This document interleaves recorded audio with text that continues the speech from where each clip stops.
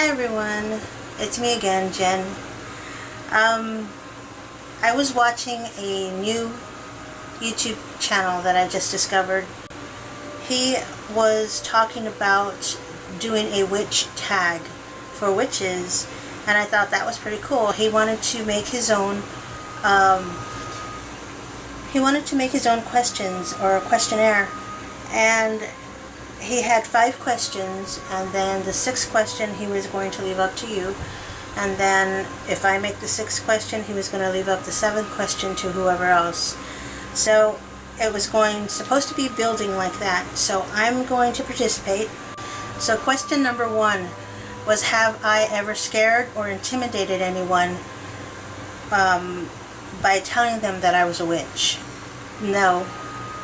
My answer is no. I've never intimidated or scared anybody, even jokingly. I know a lot of people will say, be careful because she'll turn you into a frog or something, and I've done the play around kind of scare tactic, but not officially scaring them or intimidating them. I would just say, you better behave or I'm going to turn you into a frog, or something like that.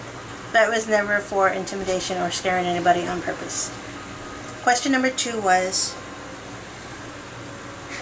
have I ever been shunned for being a witch? Of course. I was raised Catholic. My sisters and I had the Catholic upbringing.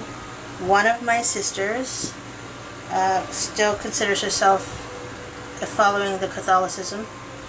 My other sister went Jehovah, and I went the spiritual path of Wicca. So yeah, I've been shunned by family, and I've been shunned by a couple of friends. I try not to bring up my spirituality or what I believe in,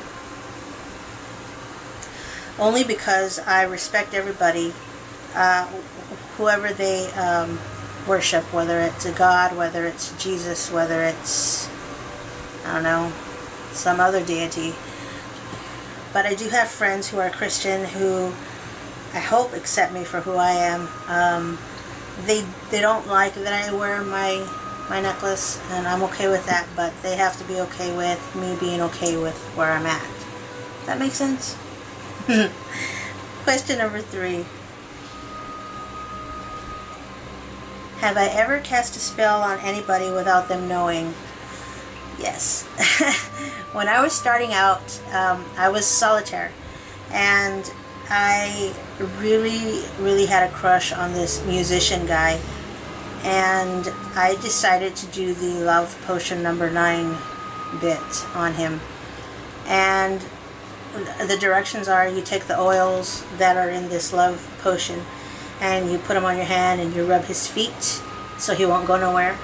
And then you take a dab or 2 and put it inside the soles of his shoes so that he'll constantly think about you every day. I did that. It worked. It worked big time. He would call me just to hear my voice. He would call me to tell me he missed me. It was great in the beginning, and I thought, this is something that works and I can cash in on it, because he was a musician, he was a rocker, long blonde hair, he was pretty hot, and I was thinking, man, I could never get anybody like that, and then here I am. It worked, but there's the consequences every time you cast a spell, which is 3 times fold, and it bit me in the ass. It started to wane, the spell, and eventually he turned cold, and I fell really hard for him. I fell 3 times harder than he ever fell for me, and it took me years to get over him, and I'm over him. But that is an experience I do not ever want to go through again.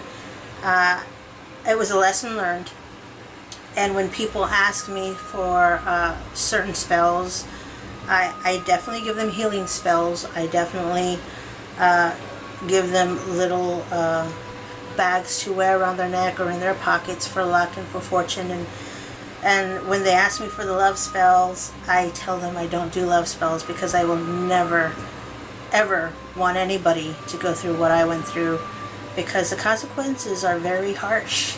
You know, if it's not true love and if it's not meant to be, the outcome of forcing someone to love you is hell on earth. It was heartbreaking and you lose yourself in the process. So love spells I do not cast anymore. That was my lesson learned, and that was something that that people should warn other people about. If you're into the witchcraft and you're into the craft itself, just be very, very careful, because everything you do comes back to you 3 times fold. It does. Question number 4. Have I ever had a witch battle? Yes. I was with a couple of friends of mine. Well, they were friends. They were best friends first. And then I came along because I was the leader of a paranormal team, and they wanted to join in. And one of the girls was already hanging out with me and going to investigations, going to cemeteries and stuff. So she wanted to bring in her friend. So her friend came in, she met me, I did an interview, because I was looking for my core team at the time. And I decided that they were pretty cool. You know, I wanted to go ahead and let them in. So they were the last 2 team members that I led into the team. And it became really messy because the one who originally was in there didn't like the fact that me and her friend that she pulled into it were becoming really good friends. So, and it's funny because there was 3 of us. So there was a fire and water and I'm air, and I was happy in my little clan because the spells we did was amazing. With the power of 3, it was really awesome. We would go and get consecrated dirt from cemeteries. We'd do cemeteries and we'd go and dig up some graveyard dust and we'd use them for spells, and it was pretty awesome.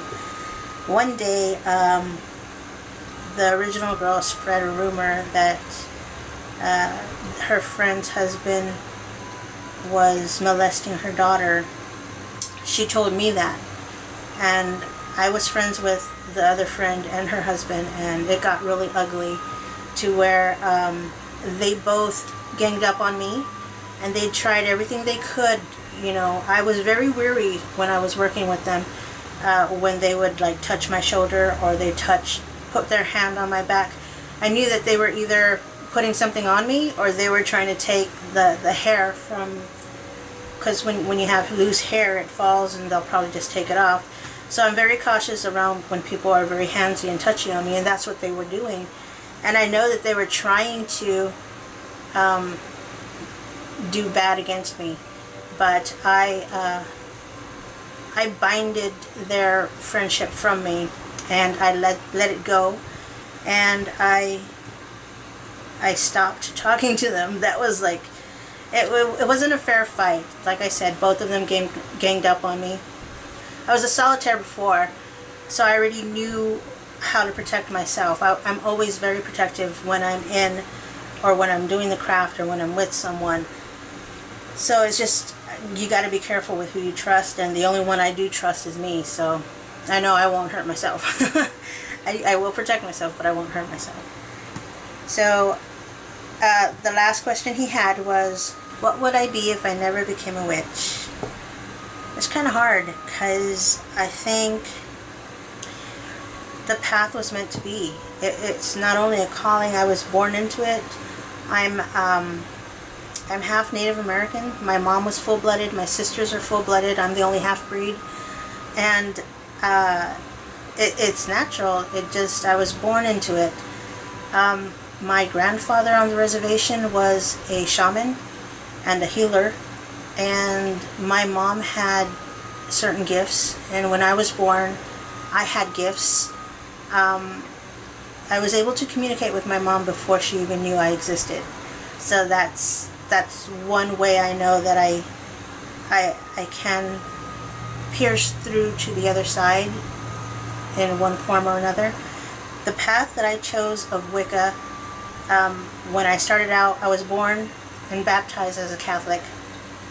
I went to CCD classes. I got my first confirmation. The only thing is, when I turned a certain age, I wanted to delve into my Native American heritage and their beliefs and what my mom believed. And she always believed that we worship and we are thankful for everything that's out there in our universe, the sky, the trees.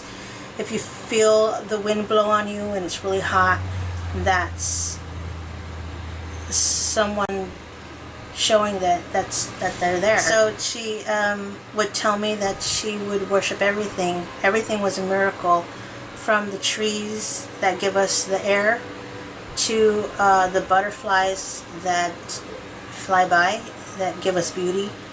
And you know, it followed the spirituality of Wicca, because Wicca is all about love and nature and the Mother Earth and goddesses. So it was inevitable for me not to be in this path. If I wasn't, I would either be an atheist or I would be a hippie and a spiritualist. But Wicca is something that frees my soul, and it calls to me, because I am into nature and I am into everything around me. I'm very aware of everything around me. Everything is a sign and everything is a gift. Even the feathers when they fall from birds, depending on the bird, what it is, it's a gift. You just got to be aware of what it's trying to tell you. But yeah. So for that answer, I would probably still be on the same path, either earlier or later. It's inevitable. It's where I'm supposed to be. It's who I am. It's who I am. So question number 6 was to add my own question. So I thought about this, and the 6th question I think would probably be, when you do cast a spell, do you always involve your athame? I mean, when I do certain spells for somebody, I always use the lunar moon, and whether it's waxing or waning, whether it's finances or if it's health, I do use my athame when I am in circle. So for me, the answer is usually all the time when I do cast a spell, I have my athame.